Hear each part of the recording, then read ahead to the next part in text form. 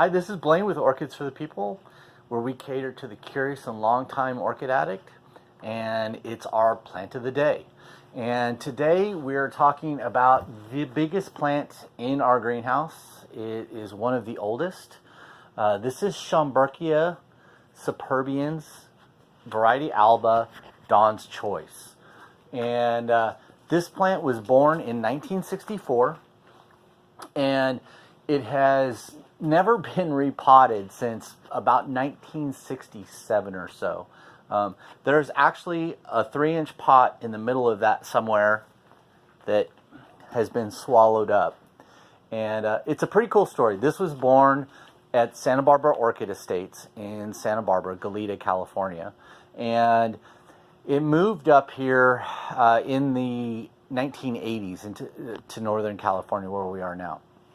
And when it was moved, it was already big enough where it had attached itself to the table, and so they didn't want to disturb it. So they just cut the legs off the table and moved it up here, and then put legs on it and put it in a greenhouse. And when I found it, had pretty much been abandoned in the back of the greenhouse there in the back. And as you can see, it's grown a little bit. It probably weighs about 300 pounds or so. We haven't taken it off the wall in a decade, but it's definitely starting to tax the back wall of the greenhouse.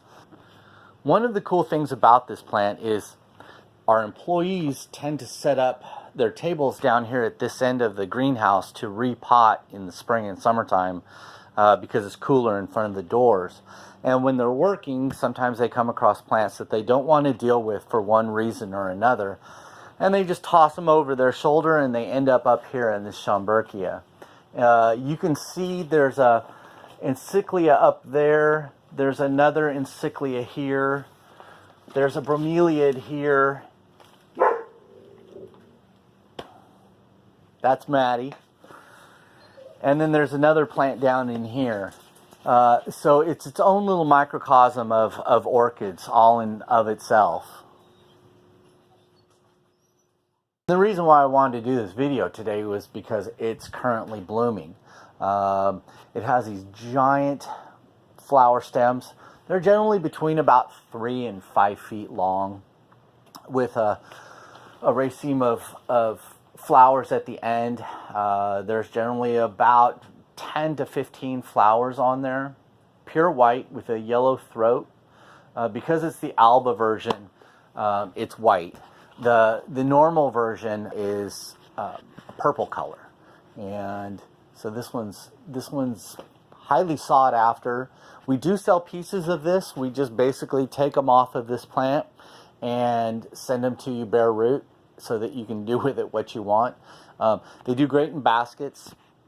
They also do well mounted, obviously. You can put them into big pots, but even a 3-bulb division of this plant deserves a 6-inch pot. As far as care goes for this thing, we treat it like any other cattleya or laelia. Generally very bright light. It's right up against the ceiling here, so it gets tons of light.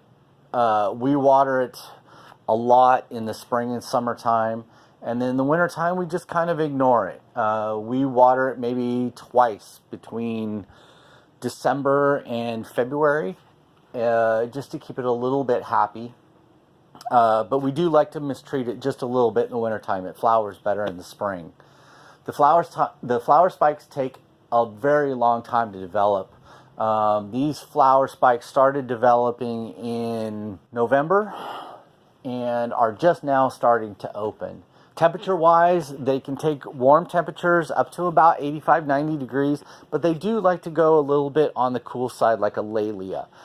They can get down into the 40s at night, no problem. And 65 to 75 to 80 degrees during the day is just about perfect for these guys. So if you're in the market for a giant orchid, this is one that you will not be disappointed in. Come visit our website, orchidpeople.com, and this is not currently listed on the website, but if you give me a call or email me, we'll get you a piece out. So Thank you for joining us today. And this is Blaine with Orchids for the People, where we cater to the curious and longtime orchid addict. Come visit. Thank you.